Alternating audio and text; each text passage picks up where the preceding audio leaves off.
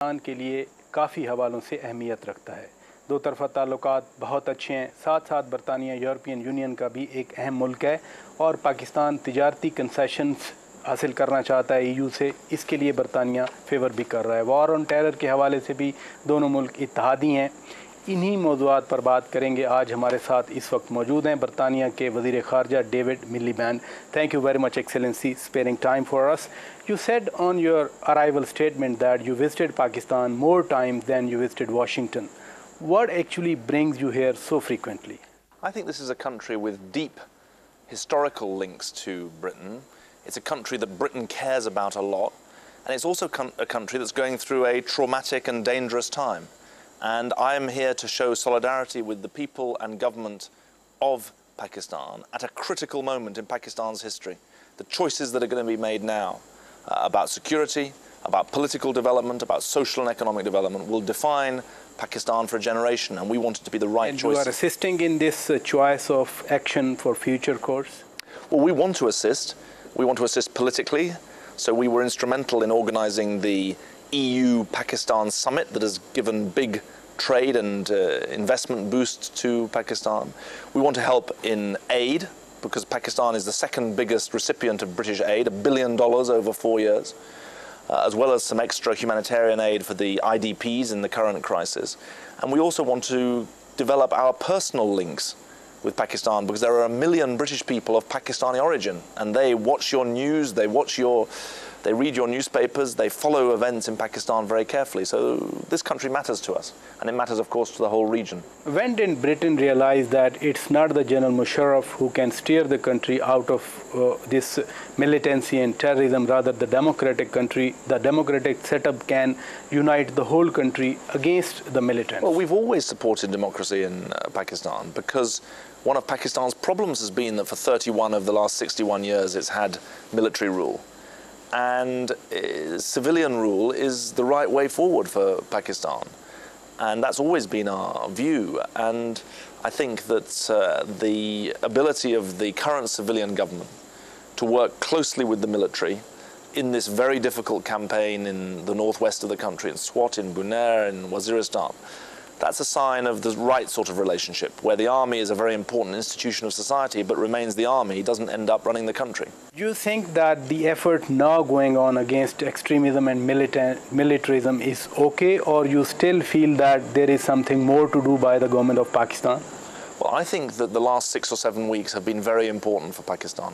6 or 7 weeks ago, the newspapers here, as well as around the world, were about an insurgency 70 kilometers from Islamabad. That was a wake-up call for everybody. And I think what we've seen is a determined effort, which has had big sacrifice in terms of lives, but the Pakistani authorities, civilian and military, have regained ground. And they've established a very clear principle that the monopoly of violence must rest with the government, that we cannot have non-governmental militias threatening society. And the critical thing now is that the refugees, the internally displaced people, are able to go back to their homes in Swat, in Bunair. I think a lot of them have gone back. I met some of those IDPs today. They want to go home. The authorities want them to go home, but they know there must be security and prosperity for them when they get home. Do you feel that this scourge of terrorism is a regional problem and it should be solved on the regional basis by cooperation between the regional countries like India and Pakistan? Well, there does need to be cooperation. Cooperation is always better than lack of cooperation. But this is a distinctly local problem as well. The Swat insurgency is not the same as the Waziristan insurgency. It's not the same as the Quetta. Those are different parts of the country, and I think that it's important that those of us from outside understand the diversity of the problems that you face. The LET is not the same as other groups. So I think that what I do believe is that those who resort to violence to advance their aims need to be marginalized. And those of us committed to politics as the way of resolving difference need to assert ourselves and work together. Do you think in the current circumstances, India and Pakistan should come to table talks and they should revive their dialogue process? Well, I am not going to interfere in the Pakistan-India relationship. This is two independent countries. What I know is that there is a real need for Pakistan to take forward the prosecutions of those associated with the Mumbai attacks. When I came here to Pakistan in January, I said that the Pakistani authorities had to go further and faster in showing that they were not willing to tolerate Pakistan being used as a launching pad for terrorism against India.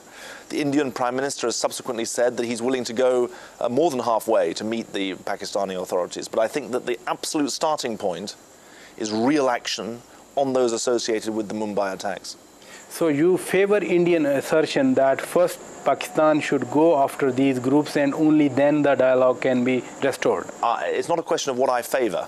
It's a question of what's the reality. And the reality that I described when I came here in January and that I reassert today is that the successful prosecution of those associated with the Mumbai attacks is an absolute precondition.